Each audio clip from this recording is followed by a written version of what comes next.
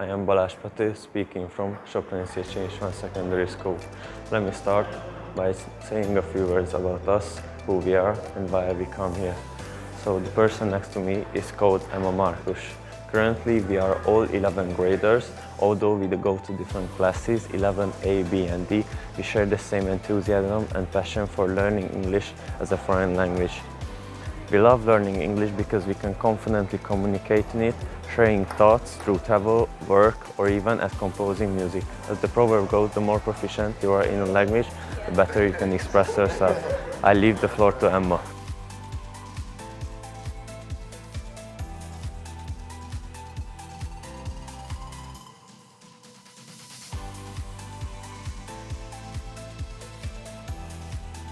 To start with, you might have heard of our previous school project entitled the Advanced English Final Exam Topic Bank, which was introduced in our school 3 years ago with several motives behind it, such as the importance of learning foreign languages, working for the community, introducing a new tradition in the school, and helping students, as well as all language learners, prepare for both their advanced final exam and any English-related competitions or examinations. As we know it, the advanced final oral exam combines of 4 parts and lasts approximately 20 minutes overall. First, there is a leading and conversation, which will not be evaluated. It relaxes you and prepares you to be able to carry out the further 3 parts of the examination. Then comes a discussion on a given topic, a debate, and finally a picture stimuli. And out of the main parts of the exam, the debate is why we have come here today. We would like to contribute to the oral part of the examination by showcasing to you the debate part. In this part of the exam, the candidate is stated on a specific advanced level exam topic and is given half a minute to decide if they are pro or contra the argument to support their opinion. Then, alongside with the interlocutor, they begin to discuss the issue. I highly advise you to try to use at least 3 or 4 different arguments and avoid using the same ones repeatedly. If the teacher mentions something you didn't think of, try to respond to the main point in their argument. And if you're unsure what you're told, feel free to ask your opponent to clarify their opinion. In real exam situations, there are usually 1 or 2 interlocutors and a candidate. In our debate, we will play the candidate's role and Mark and Aaron will illustrate the ideal teachers. With that being said, Mark will also carry out the introduction of the topic of today's debate.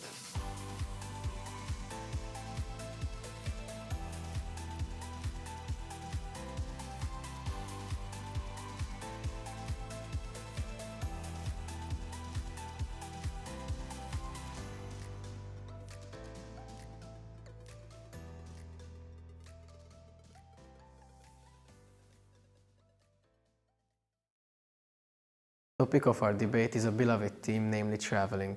As we know, many travel for different purposes. Whether it be a business trip or a holiday trip, we see people traveling often. In the debate, we will approach the importance of traveling and following this line, how tourism has changed our world. More precisely, our goal with this elaborated debate is to raise awareness amongst the younger generation and society on the effects of excessive tourism and to set an example, aiding you all in completing your advanced final exam. Let the debate begin. The statement goes the way, more tourism would harm our planet.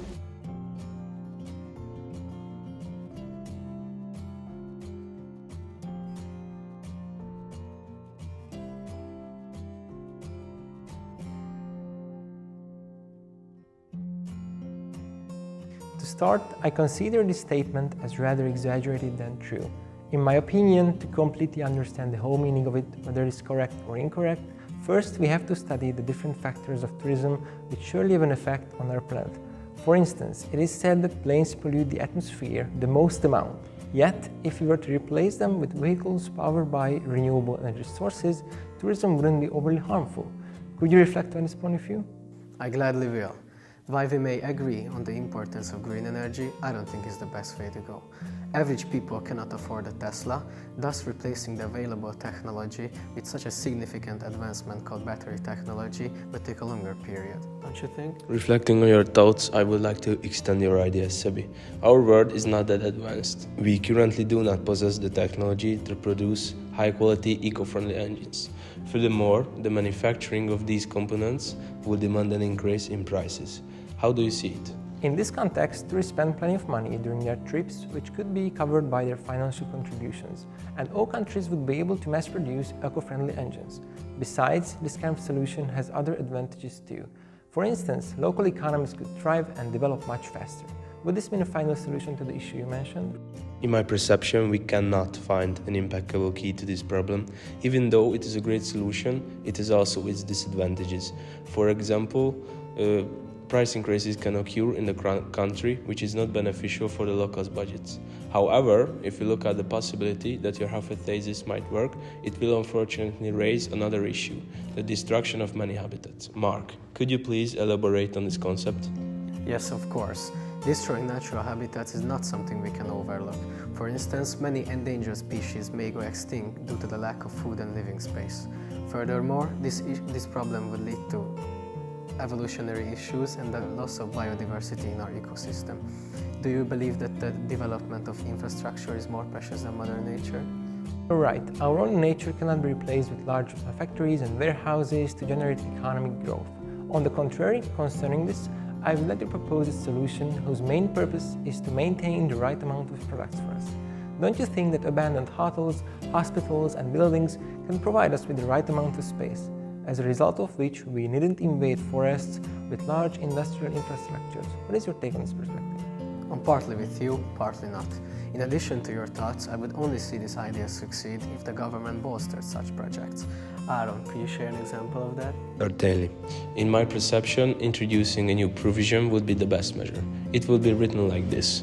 If the individual is unable for some reason to make use of a large building, they can sell it for the state for a certain amount of money, allowing the government to convert the building for production purposes. Can you acknowledge my idea, Sebi? I believe your idea would serve as a great foundation. I can totally accept it, but why not move on to another aspect of this argument? Tourism creates employment opportunities, enhances the economy of the region, and creates revenue for local governments. Tourists also use public services, creating funding for public services such as the health, the police, fire departments, as well as increasing demand for public transport. How do you consider this point of view, Mark? While you're right about the economic growth tourism can give a country or city, I don't think that short-term solutions could be effective in the long run. While tourism may indeed create jobs and boost the economy, it would have its disadvantages. How do you see this, Aaron? I share your view, Mark. On top of that, many visitors' behavior often does not match the expected norm. Unfortunately, this issue often leads to the detriment of preservation and conservation. Talking of an example, the amount of rubbish in the streets is generated in this way. This issue can indeed be reduced by laws, however, such laws are not fully workable or not all people follow them conscientiously. I hope we could find a proper solution in the future, but now let's talk about another argument. According to my understanding, when taking a look at another perspective, tourism undoubtedly fosters cultural and intellectual exchange, leading to a greater global understanding of environmental issues. By exposing tourists to different ways of life, including sustainable practices used in different countries, we can promote the spread of such practices on a wider scale. Are you with me? I see your point, and I truly believe that tourists can easily get acquainted with a wide variety of sustainable practices.